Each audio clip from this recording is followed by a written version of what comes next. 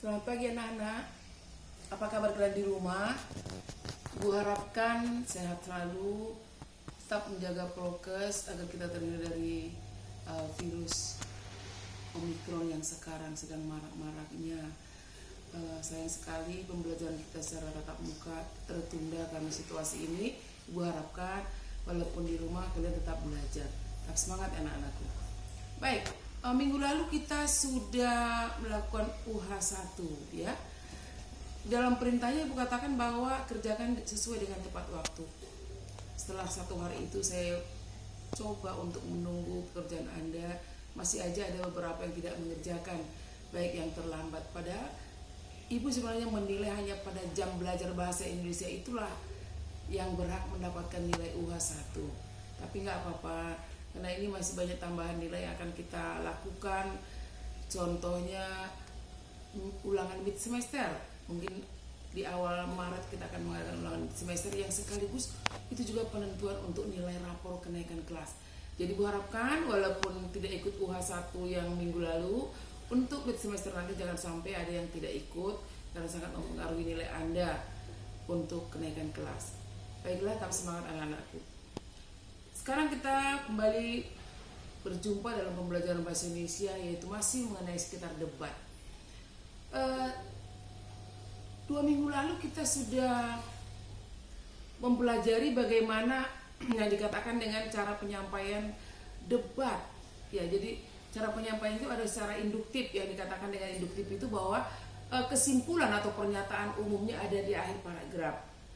Nah, setelah itu kita bisa menentukan pola pengenalan induktif itu ada 3 macam, yaitu ada generalisasi, yaitu dengan memberikan contoh-contoh yang khusus kemudian ditarik kesimpulan. Kemudian ada secara analogi, membandingkan 2 hal dan ditarik suatu persamaan, dan ada sebab dan akibat. Ada sebabnya, yaitu merupakan kalimat-kalimat penjelas dan diakhiri dengan akibat atau kalimat utama.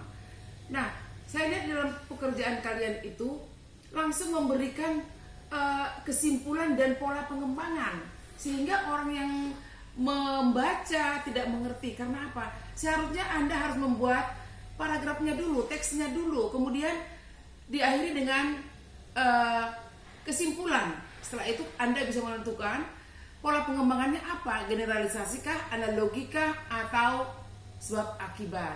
Sehingga Ibu akan memberikan nilai yang tidak begitu full karena dia tidak menyambungkan teksnya dengan kesimpulan. Nah, sampai situ tentang refleksi pembelajaran kita minggu lalu itu. Sekarang lanjutannya itu menganalisis isi debat. Kita tahu di dalam struktur debat itu ada mosi, ada topik atau permasalahan yang diangkat. Dari situlah muncul nanti ada yang dikatakan dengan tim afirmasi, ada tim oposisi dan tim netral. Nah, kita akan menganalisis pendapat-pendapat mereka ini. Mungkin pendapat afirmasi yang jelas ditandai dengan setuju, pendapat oposisi dengan ditandai dengan tidak setuju. Nah, kita lihat bagaimana pendapat atau argumen mereka ini. Apakah ada kita analis dari segi kelemahan atau kekuatan dari tim masing-masing. Sehingga mungkin dengan pendapat yang diberikannya bisa akan mempengaruhi mosinya. Nah, itu seperti yang kita lihat pada halaman 193. Jadi di sini kita mencoba menganalisis pendapat-pendapat timnya, tim afirmasinya, tim oposisinya, dan tim netral. Kita lihat di sini pada tugas 2, dan tugas 2 di sini ada 2. Bacalah teks debat penyerapan kosakata bahasa asing, bukti ketidakmampuan bahasa Indonesia dalam interaksi dengan bahasa lain. Kemudian kerjakan tugas berikut ini. Kita baca kembali penggunaan kosakata yang katanya kosakata bahasa Indonesia membuktikan ketidakberdayaan karena kita selalu menyerap kosakata dari bahasa asing, bahasa Inggris atau bahasa Jerman atau dari mana saja. Itu katanya bukti bahwa kosakata bahasa Indonesia itu masih sangat lemah. Ya, 1, identifikasikanlah pendapat dan argumen yang disampaikan masing-masing tim. Jadi masing-masing tim itu yang dikatakan dengan tim afirmasinya buat pendapatnya, kemudian analisis kekuatannya sampai di mana, kelemahannya di mana. Demikian juga analisislah kekuatan dan kelemahan pendapat masing-masing pihak berdasarkan argumen yang disampaikan. Jadi sebenarnya sudah ada argumen masing-masing. Kita tinggal menganalisis bagaimana kekuatan dari pendapat masing-masing. Bagaimana anak mengerti ya?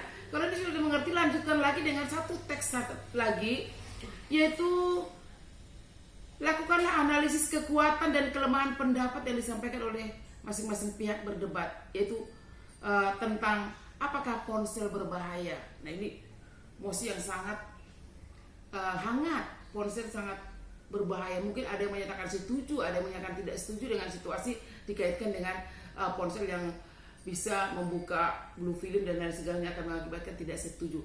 Nah, di sini sudah jelas ya, ada tim afirmasinya ada pendapatnya, oposisinya ada pendapatnya, tim netral ada pendapatnya. Kemudian ada juga tim afirmasi yang pendapat kedua, ketiga, demikian juga seterusnya. Kalian analisis kira-kira bagaimana kekuatan dan kelemahan masing-masing tim. Saya pikir cukup dimengerti ya kalau yang termasuk di sini kita mau menganalisis dari segi unsur-unsurnya, unsur-unsur di dalam debat tadi ada mosinya, kemudian ada tim afirmasi, ada tim oposisi dan tim netral. Mereka yang memberikan pendapatnya analisis kembali dari sisi mana dia memberikan kekuatan dan kelemahan dari setiap tim sehingga diberikan kesimpulan nantinya. Saya pikir untuk pembelajaran kita, untuk tugas kita itu halaman 194 dan 195. Dan begitu kalian menonton YouTube Ibu, silakan diisi daftar hadir. Jangan lupa like, komen, dan subscribe. Ya, tetap semangat anak-anak. Sampai jumpa besok. Selamat pagi.